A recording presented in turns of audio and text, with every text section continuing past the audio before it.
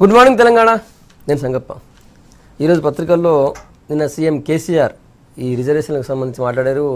దామాషా ప్రకారం రిజర్వేషన్ అమలు చేస్తామని చెప్పారు. తమిళనాడు తరహాలో చట్టం తీసుకొచ్చి అటు ముస్లింలకు కూడా రిజర్వేషన్ కోటా పెంచుతామని చెప్పి నిన్న సీఎం అన్నారు. ఆ వార్తలు అన్ని పత్రికలకు ప్రధానంగా తీసుకున్నాయి. ఈ కామెంట్ ముఖ్యంగా నిన్న బీసీ కమిషన్ కొత్తగా నియామకమైనటువంటి బీసీ కమిషన్ నిన్న కొలువుదీరింది. ఆ సందర్భంగా వాళ్ళకి దిశానిర్దేశం చేస్తూ బీసీలకు సంబంధించి ఇప్పటికే రాష్ట్రంలో ఉన్నటువంటి కులాలపైన కుల వృత్తులపైన సమగ్ర అధ్యయనం చేయాలని, తర్వాత అంతరిస్తున్నటువంటి కులాలకు సంబంధించి కూడా అధ్యయనం చేయాలని చెప్పి నిన్న ఆ కమిషన్కి సీఎం సూచించారు. ఆ తర్వాత భవిష్యత్తులో కూడా పేదరిక నిర్మూలనకి ఎక్కువ నిధులు ఇస్తాము కాబట్టి పేదరికం ముఖ్యంగా బీసీలో ఉన్నటువంటి పేద వర్గాలను కూడా గుర్తించాలని చెప్పి వాళ్ళకి ఎట్లా చేస్తే న్యాయం చేయొచ్చు అని చెప్పి నిన్న సీఎం అధ్యయనం చేయమని చెప్పారు. ఆ వార్త ప్రధానంగా అన్ని పత్రికలు కూడా ఉంది. ఆ తర్వాత కేంద్ర ప్రభుత్వం ఉద్యోగులకి 2% డిఏ పెంచింది. జూలై 1 నుంచి ఇది అమలవుతుంది. ఇది కూడా ఒక మెయిన్ వార్త. ఉద్యోగులకి, సెంట్రల్ గవర్నమెంట్ ఉద్యోగులకి ఏదో శుభవార్త. ఆ వార్త ప్రధానంగా ఉంది. ఆ తర్వాత నిన్న గత 3 రోజులుగా హోంగార్డులు ఆందోళన చేస్తున్నారు. తమకి ఉద్యోగ భద్రత, తర్వాత ఆరోగ్య స్కీమ్ అవన్నీ కూడా అమలు చేయాలని చెప్పి కొన్ని డిమాండ్లతో అయితే నిన్న వాళ్ళు ఒక్కసారిగా సెక్రటరీ ముట్టడించే ప్రయత్నం చేశారు. దాంతో వాళ్ళ ఆందోళన ఉద్రిక్తంగా మారింది. తర్వాత వాళ్ళని అరెస్ట్ చేశారు. ఆ వార్త కూడా ఒకటి ప్రధానంగా ఉంది. ఇవి ముఖ్యంగా ఉన్నటువంటి వార్తలు ఇవి. అటు ఈ ఏఓబిలో ఎన్కౌంటర్ జరిగిన తర్వాత ఆర్కే ఎక్కడున్నారని ఇంకా ఇప్పటికి తెలియలేదు. ఆర్కే ఎక్కడనేది కూడా ఆంధ్రజ్యోతి ప్రత్యేకంగా వార్త తీసుకుంది. పోలీసులు అదుపులో ఉన్నారని చెప్పి నిన్న ప్రజా సంఘాలు వాళ్ళు వెంటనే విడుదల చేయాలని చెప్పి డిమాండ్ చేశాయి. తర్వాత ఇక్కడ హైదరాబాద్లో టీడీపీ ఆఫీస్ ముందు ప్రజా సంఘాలు రాత్రి ఆందోళన కూడా చేశాయి. అయితే ఆంధ్ర పోలీసులు మాత్రం ఆర్కే మా దగ్గర లేడు, ఒకరు గాయపడి ఉంటాడు అనుకుంటున్నాం, గాయపడితే ఒకరు లొంగిపోతే ఆయనకు మేము చికిత్స కూడా అందిస్తామని చెప్పి ఆంధ్ర పోలీసులు చెప్పారు నిన్న. ఆ వార్త ఒకటి ప్రధానంగా ఉంది. ఇవి ముఖ్యంగా ఉన్నటువంటి వార్తలు. ఈ అంశాల మీద మాట్లాడదాం. మనతో చర్చలో బీజేపీ నుంచి సీనియర్ నాయకులు మాజీ ఎమ్మెల్యే బద్దం బాలరెడ్డి గారు, తర్వాత కాంగ్రెస్ పార్టీ నుంచి అధికార ప్రతినిధి కత్తి వెంకటస్వామి గారు, తర్వాత టీఆర్ఎస్ నుంచి పొలిట్ బ్యూరో సభ్యుడు ఎర్రల శ్రీనివాస్ గారు మనతో ఉన్నారు. కత్తి వెంకటస్వామి గారు, ఈ రిజర్వేషన్లకు సంబంధించి ముస్లిం కోటా, ముస్లింలకి 12%, తర్వాత గిరిజనులకు 12% సంబంధించి ఇష్యూస్ అన్ని మీద వచ్చినప్పుడు బీసీలో ఒక రకమైన ఆందోళన ఉండేది. అయితే నిన్న కొత్తగా కొలువుదీరినటువంటి బీసీ కమిషన్ కూడా చెప్పారు. నిన్న బీసీలో ఉన్నటువంటి అణగారిన వర్గాల పరిస్థితి అధ్యయనం చేస్తూ ఈ దామాషా ప్రకారం ఇలా రిజర్వేషన్ కల్పించడానికి ఆల్రెడీ కమిషన్ వేశారు.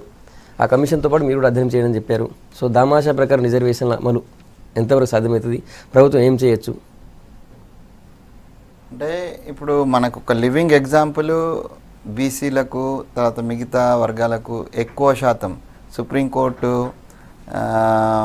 పెట్టిన హద్దు కంటే ఎక్కువ కేటాయించుకునేటువంటి అవకాశము ఒక తమిళనాడులో ప్రత్యేకమైనటువంటి చట్టం చేసిన దృష్ట్యా అది అవకాశం ఉంది. సో ఆ చట్టానికి సంబంధించినటువంటి పూర్వపురాలన్నీ కూడా అందరికీ తెలిసినటువంటి అంశమే.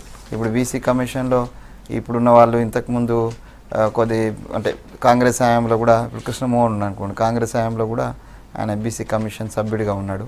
సో కాబట్టి అది సంపూర్ణమైనటువంటి అధ్యయనము ఆల్రెడీ కొంతమేరకు జరిగినటువంటిది. సో ఒక లివింగ్ ఎగ్జాంపుల్ కూడా ఉన్నది కాబట్టి దాన్ని తీసుకొని ముందుకు పోయేటువంటి అవకాశం ఉంది. సో రిజర్వేషను పర్సెంటేజ్ 50% దాటొద్దు అనేటువంటి ఇది సుప్రీంకోర్టు డిసిషన్కు ఇది వ్యతిరేకం అవుతుంది. అయినప్పటికీ కూడా ఒక ప్రత్యేకమైనటువంటి పరిస్థితుల దృష్ట్యా ఇచ్చేటువంటి ప్రయత్నం గవర్నమెంట్ చేయడం అనేటువంటిది ఎప్పటి నుంచో అన్నీ ఇంతకుముందు ఉన్నటువంటి గవర్నమెంట్లో కూడా ఒక ప్రయత్నము, ముస్లిం రిజర్వేషన్ మీద కొంత ప్రయత్నం ఇట్లా జరిగినాయి. సో ఇది ఒక కొలిక్కి వస్తే బాగుంటుంది దానికి సంబంధించినటువంటి లబ్ధిదారులు. రెండవది ఏంటంటే ప్రతిసారి లాస్ట్ టైం మనం చూసినాము బీసీల దాంట్లో నుంచే రిజర్వేషను కట్ చేసి 4% మన ముస్లిం రిజర్వేషను ఇచ్చిన సందర్భం ఉన్నది. అప్పుడు కూడా వ్యక్తం చేసినాం. అదే రకంగా అనేక కులాలను అంటే ఎవరి రాజకీయ ప్రాబల్యం కోసం లేకపోతే వ్యక్తిగతమైనటువంటి ఆశయం కోసము అనేక కులాలను బీసీ కులాల్లో చేరుస్తున్నటువంటి సందర్భాన్ని కూడా మనం చూస్తున్నాం. ఇది ఒక సైంటిఫిక్ అప్రోచ్గా లేదనేటువంటిది. సో ఆ సైంటిఫిక్ అప్రోచ్ ఉన్నట్టేది ఉంటే నిజంగా వెనుకబడిన తరగతులు వాళ్ళకు జరుగుతున్నటువంటి అన్యాయము, మండల కమిషను చూస్తే మనకు పెరిగినటువంటి పర్సంటేజ్ను ఇప్పటివరకు పెరిచిన దాఖలాలు లేవు. కేంద్ర ప్రభుత్వంలో 27% ఇస్తామని ఓబీసీ దానికి సంబంధించినటువంటి పరిపూర్ణత లేదు. ఇవన్నీ మనకు కనిపిస్తున్నటువంటి లోపాలు. వీటిని సరిదిద్దుకొని ఎక్కువ పర్సెంటేజ్ ఆఫ్ దానికి వీళ్ళు చెప్పినటువంటి 12% ముస్లిం రిజర్వేషన్ 12%. ఇది ఒక ప్రాబ్లం ఎక్కడ వస్తుందంటే ముస్లిం రిజర్వేషన్ గతంలో రాజశేఖర రెడ్డి టైంలో కూడా అదే సేమ్ ప్రాబ్లం వచ్చింది.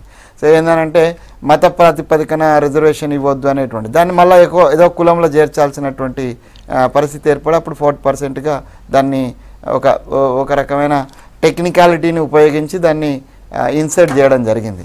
Truly speaking at that time also చాలామంది బీసీ కులాలకు సంబంధించిన వాళ్ళు కావచ్చు, లేకపోతే మా కోట కట్ అవుతుందని వ్యతిరేకించినటువంటి సందర్భం ఉన్నది. సో ఇది మరోసారి అదే ఉత్పన్నం కాకుండా దీని మన ఒక ఎగ్జాంపుల్ ఆల్రెడీ తమిళనాడు దానికి అనుకూలంగా తీసుకొని ఏ వర్గానికి అన్యాయం జరగలేదు, మేము అన్ని వర్గాలకు కూడా సమన్యాయం చేసినాం అనేటువంటి చేయాలనే దృఢచిత్తం ప్రభుత్వానికి ఉండాలి. ఆ సాటిస్ఫాక్షన్ మిగతా వర్గాలు ప్రజలకు కూడా ఉండేటట్టుగా చేస్తే ఆర్షణీయం అవుతుంది. అది బాలారెడ్డి గారు బీజేపీ ఎట్లా చూస్తుంది? ముందు నుంచి కూడా ముస్లిం రిజర్వేషన్ వ్యతిరేకిస్తుంది. సో దామాషా ప్రకారం ఇవ్వడానికి ఎవరు వ్యతిరేకం ఉండకూడదని సీఎం అంటున్నారు. ఇప్పుడు దామాషా ప్రకారంగా ఇవ్వాలంటే ఇప్పుడు ముస్లింల విషయంలో వచ్చినప్పుడు గతంలో వెంకటస్వామి గారు చెప్పినట్టు రాజశేఖర రెడ్డి గారు 4% ఇస్తే దాన్ని కూడా మేము వ్యతిరేకించాం. అంటే కోర్టు ఇచ్చినటువంటి ఆదేశాన్ని ప్రకారంగా 50%కు రిజర్వేషన్స్ పెంచొద్దు అని ప్రత్యేకంగా మరి ఆలోచన బీసీ కమిషన్ ఏర్పాటు చేసిన కాబట్టి ముఖ్యమంత్రి గారు 80% వరకు మనము తమిళనాడు మనం తీసుకురావాలనేటువంటి పట్టుదలతో ఆయన ఉన్నాడు. అయితే అది కేంద్రం ఆమోదించాలి. కేంద్రం ఆమోదించకపోతే ఏం చేయలేరు. రెండో విషయం ఏంటంటే బీసీలకు ఉన్నటువంటి రిజర్వేషన్ను తగ్గించి 4%కే ఇబ్బంది పడుతుంటే బీసీ సంఘాలన్నీ కూడా 103 కులాల పైన ఉన్నటువంటి సంఘాలన్నీ కూడా పోరాటం చేస్తూనే ఉన్నాయి ఈ రోజు వరకు కూడా. ఏ కులాన్ని కూడా బీసీలో కలపొద్దు అంటున్నారు. మరి అటువంటి సందర్భంలో మరి 12%ను ముస్లింలకు ఇస్తానని మన ముఖ్యమంత్రి గారు వాగ్దానం చేసింది. అది ఎంతవరకు సమంజసం అవుతుంది? మరి అదే రకంగా గిరిజనులకు 12% 16% దగ్గర ఇస్తామంటే ఎంతవరకు సమంజసం అవుతుంది? అంటే ఒక దిక్కు ఉన్నటువంటి బీసీలకు వాళ్ళ యొక్క రిజర్వేషన్ తగ్గించడం, ఎస్సీలకు ఉన్నటువంటి రిజర్వేషన్ తగ్గించడానికి ఈ రకంగా వాళ్ళు ప్రయత్నం చేస్తారు. కానీ ఎవ్వరు కూడా ఈనాడు దామాషా ప్రకారంగా ఇస్తే మీరు కేంద్ర ప్రభుత్వం అనుమతి తీసుకోవాలి, కేంద్ర ప్రభుత్వం అనుమతి చేయాలి, లేకపోతే సుప్రీంకోర్టు ఇచ్చినటువంటి దానికి ఒక చట్టంలో మార్పు తీసుకురావడానికి ప్రయత్నం చేయాలి. కానీ ఎంతసేపు మేము తమిళనాడు ఇస్తున్నారు కాబట్టి మేము చేస్తాము, మా ఇష్టానురాజ్యంగా చేస్తాం అనేది కాదు. ముకటంలోనే మహారాజుగా ఈ రకంగా మరి కేసీఆర్ గారు నిర్ణయం తీసుకోవడానికి వీల్లేదు. బీసీ సంఘాలు అన్ని కూడా వ్యతిరేకిస్తున్నాయి మొదటి నుంచి. రెండోది మతపరంగా ముస్లింకు రిజర్వేషన్ ఇవ్వద్దని చెప్పినాం. అయినప్పటికీ కూడా వాళ్ళు కొన్ని కులాలను తీసుకొచ్చి చేర్చడానికి బీసీలో మన కార్పొరేషన్ ఎలక్షన్స్లో కూడా పోటీ చేసిండ్రు. ఇది చట్టపరంగా కాదు. ఇదే ఇప్పుడు చట్టసభలో ఉన్నటువంటి మరి ఎమ్మెల్యేకు ఎంపీలకు చేసేటువంటి అర్హత వాళ్ళకి లేదు. కాబట్టి ఇప్పటికైనా ముఖ్యమంత్రి గారు మొదలు ఆలోచించాలి. అంటే బీసీల యొక్క కోటాను తగ్గించి మైనార్టీని ఓటు బ్యాంకును సంపాదించడానికి చేసే ఏదైతే ప్రయత్నం ఉందో అది తప్పకుండా భారతీయ జనతా పార్టీ మతపరంగా రిజర్వేషన్స్ ఇవ్వద్దు అనేది ఇవ్వాలి కాదు అన్నాడు. బాబాసాహెబ్ అంబేద్కర్ కూడా చెప్పిండు మతపరంగా రిజర్వేషన్ లేదనేది మన చట్టంలో ఉన్నది. ఆ చట్టాన్ని కూడా ఉల్లంఘించి ఈ రకంగా వాళ్ళు ప్రయత్నం చేయడం అనేది సమంజసమా అని నేను అడుగుతున్నా. శ్రీనివాస్ గారు వాళ్ళ అభ్యంతరం ఇప్పుడు బీసీలకు న్యాయం చేయాలి, బీసీలకు ఖచ్చితంగా రావాల్సినటువంటి హక్కులను జనాభా నిష్పత్తి ప్రకారం చేయాలన్నది టీఆర్ఎస్ పార్టీ ఆవిర్భావం నుంచి కూడా చెప్తా ఉన్నది. జనాభా నిష్పత్తి ప్రకారం ఇవ్వాలి వాళ్ళ రిజర్వేషన్లని దానికి అనుగుణంగానే ఇప్పుడు పబ్లిక్ సర్వీస్ కమిషన్ లాగా ఇక్కడ కమిషన్ చైర్మన్ వారితో సభ్యులు ఎవరైతే ఉన్నారో ఆ హోదా కల్పించడానికి ముఖ్యమైనటువంటి ఉద్దేశం ఏంటంటే ఇక్కడ ఉన్నటువంటి అణగారిన వర్గాలు కావచ్చు, ఇంకా కొంతమంది బీసీలలో కొన్ని వెనకబడినటువంటి కులాలకు కాదు, వాళ్ళందరికీ కూడా ప్రభుత్వం ఇస్తున్నటువంటి ప్రతి రాయితీ అందాలి, ప్రభుత్వం అందజేస్తున్నటువంటి ప్రతి సంక్షేమ పథకం అందాలి, అందరినీ కూడా కలుపుకొని పోవడానికి సమూలంగా ఉండడానికి సభ్యులందరికీ కూడా మన పబ్లిక్ సర్వీస్ అండ్ కమిషన్ సభ్యులకు ఇచ్చినటువంటి హోదా ఇవ్వడం జరుగుతుంది. సో అంటే మనకు దేశంలో తమిళనాడులో ఒక మోడల్ ఎగ్జాంపుల్ చేసింది కాబట్టి దానికి అనుగుణంగా మార్చుకోవడానికి ఒక అవకాశం అని వీళ్ళని తగ్గించడము లేకుంటే ఇంకోరు తీసి ఇంకోరికి ఇవ్వడం అనేటువంటి ఉద్దేశం ఇక్కడ లేదు. అయితే ముఖ్యంగా చెప్పుకోవాల్సింది ఏంటంటే గతంలో కూడా చాలామంది చెప్పిన దానికి ఇప్పుడు ప్రభుత్వం సీరియస్గా తీసుకున్నటువంటి సందర్భం మనకు కనబడతా ఉన్నది. గత ప్రభుత్వాలు చాలా సందర్భాల నుంచి చెప్తా ఉన్నాయి. సో ఇప్పుడు ముస్లిం రిజర్వేషన్లు అని అంటే ముస్లిం రిజర్వేషన్ 12% వాళ్ళ జనాభా నిష్పత్తి ప్రకారం వాళ్ళకి ఇస్తామని చెప్తున్నాం. సో దీంట్లోకి వెళ్ళి వీళ్ళు తగ్గించడం మనకి ఎంత జనాభా నిష్పత్తి దమాష ప్రకారము ఇక్కడ లెక్కలు తేల్చిన తర్వాత వీళ్ళకు బీసీలకు రావాల్సినటువంటి వాటా ఎంత ఉంది, వాళ్ళ దమాష ఎంత ఉంది, దాని ప్రకారము రిజర్వేషన్ కల్పించడం జరుగుతుంది. కానీ ఇంకొక ఆల్రెడీ గారు అది ఎట్లా సాధ్యమవుతుంది? కేంద్రాన్ని పంపాలి, కేంద్రం ఎందుకు ఒప్పుకుంటుంది? ముస్లిం రిజర్వేషన్ కావచ్చు, లేకపోతే మీ బీసీ ఓవరాల్ కోటాలు మించుతామంటే కేంద్రం కూడా ఒప్పుకోవాలి కదా అంటారు. ఓవరాల్ కోట అంటే సరే, ఇప్పుడు ఒక విషయం చిన్నది తెలవాలి. అసలు బాబాసాహెబ్ అంబేద్కర్ చట్టంలో రూపొందించినప్పుడు మతపరంగా రిజర్వేషన్స్ ముస్లిం చెందామని ఆ రోజే చెప్పాడు. మళ్ళీ ఈ రోజు కొత్తగా ఎందుకు? తమాషా ప్రకారం నేను బీసీలకు, ఎస్సీలకు, ఎస్టీలకు నేను అన్యాయం చేయొద్దని అంటలేను. వాళ్ళకు తమాషా ప్రకారంగా ఇస్తే ఇవ్వండి, కానీ ముస్లింలకు మతపరంగా ఇవ్వకూడదు అనే విషయాన్ని నేను అడుగుతున్నాను. ముస్లింలను ఎందుకు అంటే అధికారిక సమాజం కాదు కదా ముస్లింలు. ఆర్థికంగా వెనుకబడి ఉండొచ్చు, ఆర్థికంగా మీరు లాభపరచడానికి వాళ్ళకు ఎడ్యుకేషన్ కానీ లేకపోతే వాళ్ళకు ఉన్నటువంటి పనులు కానీ మరి వాళ్ళకు ఉన్నటువంటి టెక్నికల్ గా కానీ వాళ్ళని ఆదుకోవాలి. రిజర్వేషన్ ఎందుకు అనేది మా బాధ. నేనేమంటున్నా, రాజకీయ పార్టీలు ఎలక్షన్ మేనిఫెస్టో వినండి, ఇప్పుడు చెప్పాలి, అది కూడా చెప్పుకోవాలి. మనం ఎలక్షన్లకు పోయేటప్పుడు భారతదేశంలో ఉన్నటువంటి అన్ని రాజకీయ పార్టీలు చిన్న చిన్న మేము ముస్లింకి ఇది చేస్తాం, మైనార్టీలకు ఇది చేస్తాం, అప్పుడు కులం ఎందుకు ప్రతిపాదన వస్తలేదు? కులాల ప్రతిపాదకనే కదా ఏది ఎన్నికల మేనిఫెస్టోలో పెట్టేది. ముస్లింలకు ఇది చేస్తాము, మైనార్టీలకు ఇది చేస్తాం, బీసీలకు ఇది చేస్తాం అంటే కులాల ప్రతిపాదకనే హామీలు ఇస్తున్నారు కదా. అప్పుడు ఇయ్యంగా లేని హామీలు ఇప్పుడు అమలు చేస్తే తప్పేంది అంటున్నాను నేను. సుప్రీంకోర్టు కూడా నేను ఏమంటున్నా, ఇప్పుడు ముస్లింలకు ఇది చేస్తాము, లేకుంటే మేము ముస్లింలకు అది చేస్తాము, మైనార్టీలకు ఇది చేస్తాము, క్రిస్టియన్కి ఇది చేస్తాము, ఇప్పుడు ఎస్సీలకు ఇది చేస్తాం, బీసీలకు ఇది చేస్తాం అని చెప్పేది మనమే కదా. ఇప్పుడు అవి కులాల ప్రాతిపదిక మీద అవి కూడా చెప్పేది అట్లే కదా. సో నేను అనేది ఏంటంటే, మనము ఇచ్చినప్పుడు హామీలు ఇచ్చినప్పుడు లేనటువంటి నియమ నిబంధనలు అమలు చేసేటప్పుడు ఎందుకు వస్తుంది, లేకుంటే వాళ్ళకి ఇచ్చేటప్పుడు ఎందుకు వస్తుంది అని నేను అంటున్నా. ఇలా మనం ఎలక్షన్ల మేనిఫెస్టోలో పోయేటప్పుడు ఇదే వాటి చెప్తాం కదా, ముస్లింల గురించి చెప్తాం, మైనార్టీల గురించి చెప్తాం. నేనేమంటున్నా, వ్యతిరేకిస్తారు, కానీ నేనేమంటున్నా దీన్ని చేసేటువంటి దాన్ని దీనికి మతం రంగు పులుమద్దు అని నేను అంటున్నా. ఇప్పటికి కూడా మన రాజశేఖర రెడ్డి గారు ఇచ్చినటువంటి 4% కూడా not under the consideration of the religion, it is under the base of the caste only. Srinivas గారు ఆ 4% ఏం చేశారంటే ముస్లింలో ఉన్నటువంటి కొన్ని వర్గాలను తీసుకొచ్చి వాళ్ళని బీసీలుగా కన్వర్ట్ చేసి అక్కడి నుంచి ఇచ్చినలే తప్పితే అక్కడి నుంచి మతపరంగా రిజర్వేషన్ ముస్లిము క్రిస్టియన్ రెండు వాళ్ళ కులంలోనే మతం ఇముడి ఉందనుకోండి, దాన్ని ఏం చేయాలి? కులంలో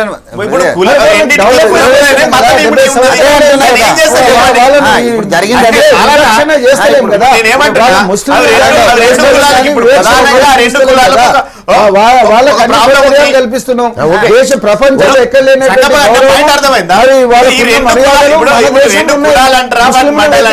క్రైస్తవులను వ్యతిరేకిస్తలేం. ఎందుకనుకుంటారు మీరు అట్లా?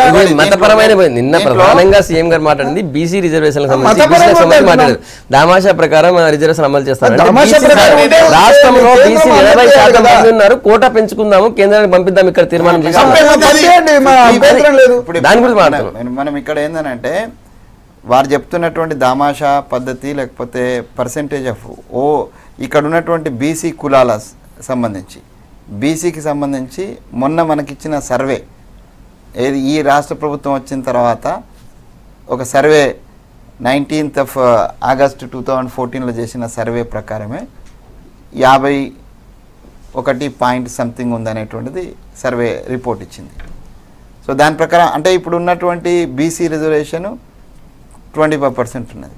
దాన్ని మరి 50% పెంచినప్పుడు రిమైనింగ్ వాళ్ళకు కూడా అది పెంచాలి. రెండో విషయం, నేను ఇక్కడ ఒక చిత్తశుద్ధి లేని శివ పూజలు ఎలా అంటారు. నేనేమంటున్నానంటే ఒకవేళ ఇదే చిత్తశుద్ధి రాష్ట్ర ప్రభుత్వానికి గనక ఉంటే, కేసీఆర్ గారికి నిజంగా చిత్తశుద్ధి ఉంటే ముందు ఈ దామాషా పద్ధతి ఇదంతా reservation is a long process before going to that which is in is hands own హ్యాండ్స్లో ఉన్నటువంటిది. మంత్రివర్గంలో బీసీల యొక్క సంఖ్య పెంచండి, బీసీలో ఒక దామాషా పద్ధతిలో ఏదైతే ఉన్నదో మంత్రివర్గంలో పెంచండి, వాళ్ళకి ఇవ్వండి. ఇప్పుడు 0.4% లేనటువంటి కులానికేమో 40% ఉంటుంది, 50% ఉన్న కులాలకు లేకపోతే 20% ఉన్న కులాలకేమో ఏదో అంటే అరకొర పర్సెంటేజ్ ఆఫ్ రిజర్వేషన్ ఎట్లా ఉంటుంది. ఒకవేళ నిజంగా నేనేమంటాను, it is an appeal before going to the అంత పెద్ద టాస్క్ అది. Actually it is a great task and the good task and you have taken and it is challenge గా తీసుకొని చేయండి.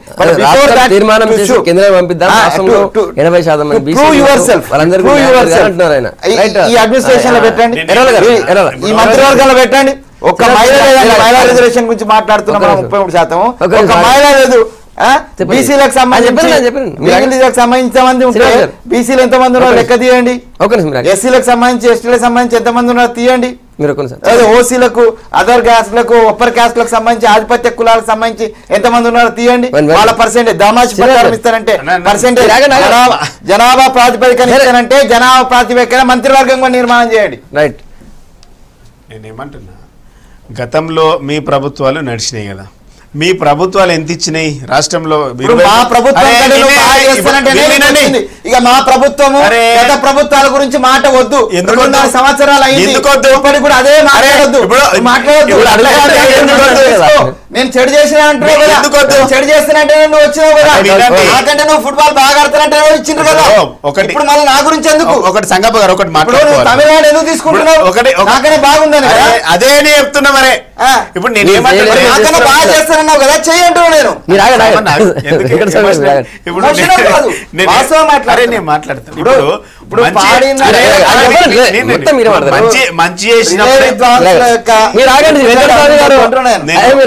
మంచి చేసినప్పుడేమో మా ఆయంలో ఇట్లా జరిగింది, మా ఆయంలో అట్లా జరిగిందేమో చెప్పుకోవాలి. సేమ్ టైంలో మీరు చేసినటువంటి విధానాలు నష్టం జరిగినప్పుడు లేకుంటే ప్రజలకు ఇంకేదైనా ఇబ్బందులు జరిగినప్పుడు ఎందుకు చెప్పకూడదు? అంటే మీకు మంచి జరిగినప్పుడేమో చెప్పమంటారు, నెగిటివ్ జరిగినప్పుడు చెప్పొద్దు. డెఫినెట్ గా ఒకటన్నా, ఈ రాష్ట్రంలో ఉన్నటువంటి బీసీల గురించి, ఈ రాష్ట్రంలో ఉన్నటువంటి బీసీల అణగారిన కులాల గురించి ముఖ్యమంత్రి గారు ఒక ప్రతిపాదన పెట్టిండు.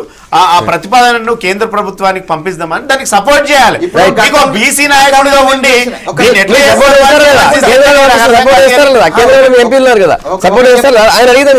సపోర్ట్ చేస్తారా లేదా కాంగ్రెస్ పార్టీగా? కేంద్ర ఇక్కడ తీర్మానం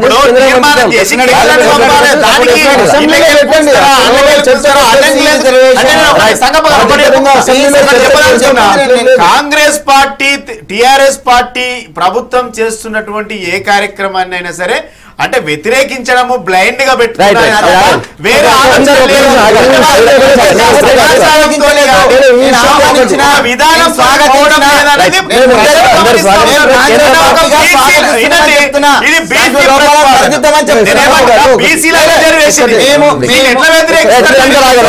హోంగార్డులు తమకు ఉద్యోగ భద్రత కల్పించాలి. తర్వాత విధి నిర్వహణలో మాకు ప్రమాదం ఏర్పడినప్పుడు తమకి కాపాడేటువంటి పథకాలు చాలా వీక్గా ఉన్నాయి, వాటిని పెంచాలని చెప్పి వాళ్ళు డిమాండ్ చేస్తూ నిన్న సెక్రటరీని ముట్టడించే ప్రయత్నం చేశారు. ఒకసారిగా వాళ్ళ ఆందోళన ఉద్రిక్తంగా మారింది. అయితే ప్రభుత్వం మాత్రం మంచి స్కీమ్ అమలు చేస్తున్న వాళ్ళకి దేశంలో లేనటువంటి స్కీమ్స్ ఉన్నాయని చెప్పి ప్రభుత్వం అంటుంది. వెంకటస్వామి గారు, ఎక్కడ లేనంత శాలరీ ఇస్తున్నాం, ఎక్కడ లేనట్టుగా వాళ్ళకి ప్రమాద ఉద్యోగ బీమా భద్రతా బీమాని కల్పించామంటుంది. అయినా కూడా హోంగార్డ్స్ ఎందుకు ఆందోళన చేస్తున్నారు? అంటే ఇప్పుడు అది డిపార్ట్మెంట్ వైజ్ చూసుకున్నప్పుడు ట్రూలీ స్పీకింగ్ మనకు మొన్ననే సుప్రీంకోర్టు వర్డిక్ట్ వచ్చింది, సేమ్ పనికి సేమ్ జీతం ఇవ్వాలని. ఇప్పుడు హోంగార్డులు అనేది నేను అనుకోవడం రెగ్యులర్ పోలీసు వ్యవస్థలో ఉన్నటువంటి రెగ్యులర్ కానిస్టేబుల్స్ కంటే ఎక్కువ సమయం పనిచేస్తున్నారు. ఇట్ ఈస్ ట్రూ, అది అక్షర సత్యం. దీనికి సంబంధించినటువంటి గత ప్రభుత్వాలలో 2-3 సార్లు వాళ్ళు చేసిన ఆందోళనకు ఒక కానిస్టేబుల్ ఒక హోంగార్డు ఆత్మహత్య చేసుకున్నటువంటి సందర్భం కూడా లాస్ట్ 2014 కంటే ముందు జరిగినటువంటిది. సో ఇవి ఈ వివిధ దశలలో పెంచుకుంటూ వస్తుంది. అంటే నేను బేసికల్గా ఏ ప్రభుత్వం అన్నా కూడా హోంగార్డ్కి సంబంధించినటువంటిది ఒక ఇంపార్టెంట్ విభాగం, రక్షణ విభాగం కాబట్టి దాంట్లో వాళ్ళను రెగ్యులర్ ఎంప్లాయీస్కు ప్రియారిటీ ఇవ్వడానికి పోలీస్ శాఖను చాలా పెద్ద ఎత్తున ప్రక్షాళన చేస్తున్నటువంటి ఈ ప్రభుత్వము హోంగార్డులను రెగ్యులరైజ్ చేయడమో లేకపోతే వాళ్ళ సిస్టమ్ చేసి ఆ హోంగార్డ్ కంటే రెగ్యులర్ కానిస్టేబుల్ సిస్టమ్ రావడం అనేటువంటిది ఒక అంశం. ఇప్పుడు ప్రస్తుతానికి వెంటనే మార్పులు అనేది మెల్లగానే జరుగుతాయి. వెంటనే చేయాల్సింది ఏంటంటే మన ఆన్ పార్ విత్ ఇది కాంట్రాక్ట్ లెక్చరర్స్ అనుకోండి, లేకపోతే బేసిక్ పే ఇస్తున్నాం మనం. కొన్ని విభాగాలలో బేసిక్ పే ఇస్తున్నాం. గత ప్రభుత్వంలో ఇప్పుడు మేము ప్రభుత్వంలో ఉన్నప్పుడు కాంట్రాక్ట్ లెక్చరర్కి సంబంధించిన అంశం వచ్చింది. బేసిక్ పే 18,030 రూపాయలు. ఒకవేళ 18,030 ఇస్తే they can go for the claim of the రెగ్యులరేషన్ అనే దాంతో ఆ రోజు ఆంధ్ర ప్రభుత్వం అని మనం చెప్తున్నటువంటి ఆంధ్ర ప్రభుత్వం, మేము కూడా వ్యతిరేకించిన వాళ్ళ ఒకళ్ళము, 30 రూపాయలు కట్ చేసి 18,000 మాత్రమే ఇచ్చింది. దానికి కారణం అంటే నువ్వు బేసిక్ పే డ్రా చేసినట్టు అంటే యు ఆర్ లయబుల్ అండ్ ఇచ్చారు మన కాంట్రాక్ట్ లెక్చరర్స్. సో అది నేను చెప్తున్నా, ఎగ్జాంపుల్ చెప్తున్నా ఎట్లా ఉంటుంది అనేది. అంటే ఒక శ్రమ దోపిడికి 4,000 శ్రమ దోపిడికి ఇది ఒక తార్కాణం. ఇది శ్రమ దోపిడికి ఇది ఒక తార్కాణం. అదే చెప్తున్నా నేను పూర్తి చెప్పని. నేను ఇక్కడ ఏ ప్రభుత్వాన్ని నిన్ను తప్పడతాను, నీ ప్రభుత్వాన్ని తప్పడతా, ఆ విషయమే రాలేదు. ఏమంటానంటే ఆ సిస్టమే తప్పున్నది. అదే ఇప్పుడు ప్రభుత్వం చెప్పేది టెక్నికల్ ఆ సిస్టమ్ తప్పున్నది, దాన్ని సరి చేయడం ఒక అంశం. వెంటనే ఆదుకునే విషయంలో నేను ప్రభుత్వానికి అప్పీల్ చేసేదంటే అటు కాంట్రాక్ట్ లెక్చరర్స్ కూడా ఇలా 37,100 బేసిక్ పే అయింది. దాన్ని చేసినట్టేదంటే మీరు చేసిన వాగ్దానం ప్రకారము లీగల్గా వాళ్ళని రెగ్యులర్ చేసే అవకాశం ఒకటి వస్తుంది, అది చేయండి. అదే రకంగా వీళ్ళని కూడా కానిస్టేబుల్స్ తోటి ఈక్వల్గా సమాన హోదాగా మీరు బేసిక్ పే ఇవ్వండి. బేసిక్ పే వల్ల రెగ్యులరేషన్ ప్రాబ్లం వస్తుంది అని అనుకుంటే ఒక 5 రూపాయలు 10 రూపాయలు తక్కువ ఇచ్చినట్టుగా ఏదైతుందో అది మీకు టెక్నికాలిటీ కావాలంటే అలా చేయడం వల్ల వాళ్ళని ఆదుకున్న వాళ్ళం అవుతాం. కానీ మేము 12,000 ఇచ్చినాం, అంతకుముందు 9,000 ఇచ్చినాం, మేము 12,000 ఇచ్చినాం అనేది చర్చ కాదు. ఇక్కడ బేసిక్ పే ఇచ్చి బేసిక్ నీడ్స్ వాళ్ళ శ్రమకు తగ్గట్టుగా ముందు నుంచి వాళ్ళకి 3,000 4,000 చేయించుకుంటే పరిస్థితి చూసాను. లాస్ట్ లో గవర్నమెంట్ సమైక్య ఆంధ్ర గవర్నమెంట్ లో అప్పుడు 7,000 8,000 చేశారు.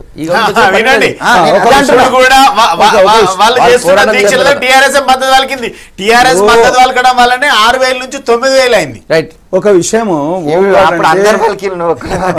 చెప్పాలంటే స్వచ్ఛంద సంస్థగా పనిచేసిన వాళ్ళు మొదలు మనకు స్వాతంత్రం వచ్చిన తర్వాత 62లో చైనా యుద్ధమైనప్పుడు ఒక దేశభక్తితోని చాలామంది ప్రొఫెసర్లు కానీ లెక్చరర్స్ కానీ టీచర్స్ కానీ ప్రభుత్వ ఉద్యోగులు కానీ ఆనాడు వాలంటీర్కి వచ్చి పనిచేసారు.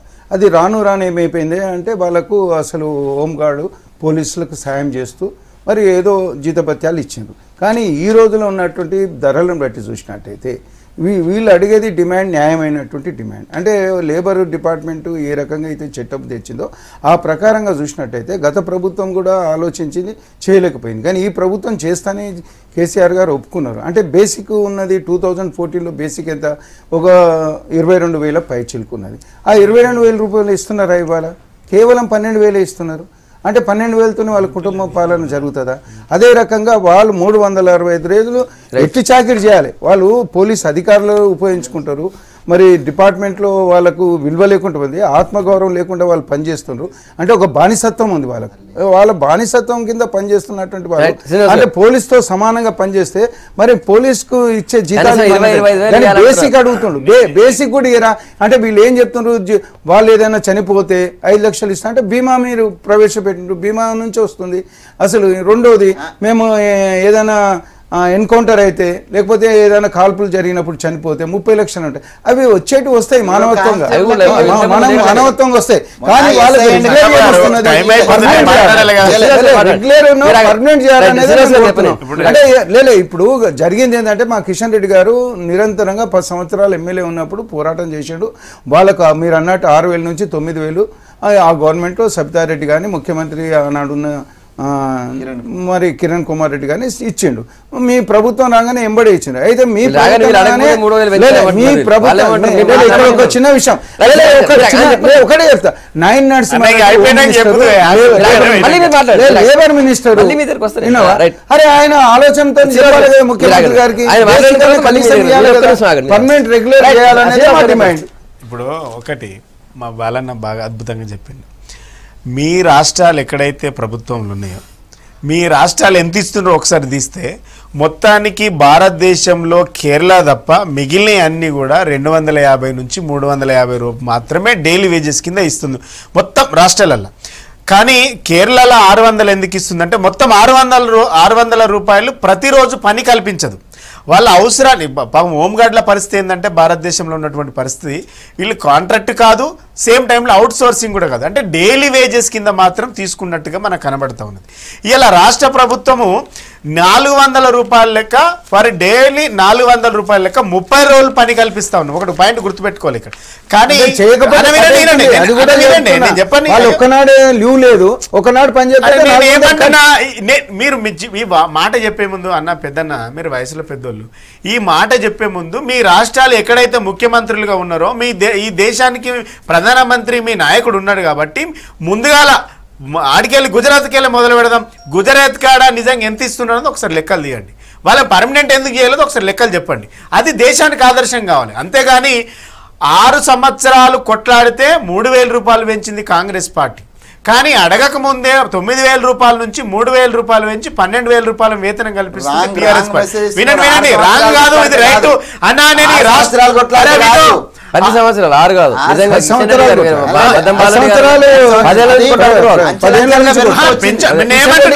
6000 నుంచి 9000 పెరగడానికి నాకు తెలిసి చెప్పిన నేను 9000 పెంచడానికి అన్ని పార్టీలు కిషన్ రెడ్డి గారు టీఆర్ఎస్ పార్టీ శ్రీనివాస్ గౌడ్ గారు అయితే ఈ విధంగా క్రమక్రమంగా పెంచుతూ వచ్చింది. కానీ టీఆర్ఎస్ పార్టీ అధికారంలోకి వచ్చినాక ఖచ్చితంగా వీళ్ళ జీతాలు చాలా తక్కువగా ఉన్నాయి, వీళ్ళు ఆదుకుంటామనేసి ఆ రోజు ముఖ్యమంత్రి గారు చెప్పిండ్రు. ఆ మాటకు కట్టుబడి ఉండి 9000 నుంచి 12000 రూపాయలు పెంచుకున్నాం. అయితే దీంట్లో ఎవరైతే వీళ్ళకి సెక్యూరిటీ లేదు, ఈ జాబ్ అనండి సెక్యూరిటీ లేదు. అయితే వీళ్ళకి ఏం కల్పించినాం, ఇన్సూరెన్స్ కింద 5 లక్షల రూపాయలు ఇన్సూరెన్స్ పెట్టినాం. అయితే ప్రభుత్వం పోలీస్ శాఖ నుంచి విధిలో నిర్వహణలో ఉండి చనిపోతే హోంగార్డు కేవలం 1 లక్ష రూపాయలు మాత్రమే ఇచ్చి చేతులు దొరుకునేది. కానీ ఇలా 5 లక్షల రూపాయలు మనం ఎక్స్గ్రేజ్ చేస్తున్నాం. ఒకవేళ తీవ్రవాదుల దాడుల్లో నక్సలిజంలో కానీ ఎక్కడైనా ఇన్సూరెన్స్ కవరేజ్ 30 లక్షలు చెప్పారు.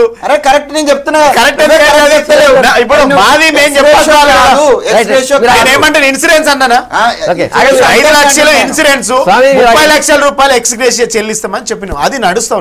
భారతదేశంలో ఇప్పటికి నేను చెప్పినటువంటి లెక్కల ప్రకారం ఏ రాష్ట్రమైనా 30 లక్షల ఎక్స్గ్రేషియా కానివ్వండి 5 లక్షల రూపాయల ఇన్సూరెన్స్ కానీ ఇస్తున్నట్టుంటే మేము దేనికైనా రెడీ. కానీ ఇంకోటి కేరళ మొత్తంలో వినండి, యూపీ, కర్ణాటక, మహారాష్ట్ర అన్ని కూడా 200 నుంచి 300 రూపాయలు per day.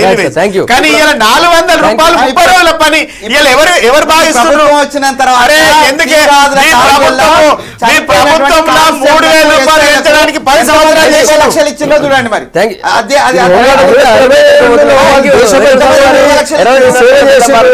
Good morning Telangana. మీ అభిప్రాయం చెప్పినందుకు రేపు మార్నింగ్ మళ్ళీ టైం కలుద్దాం.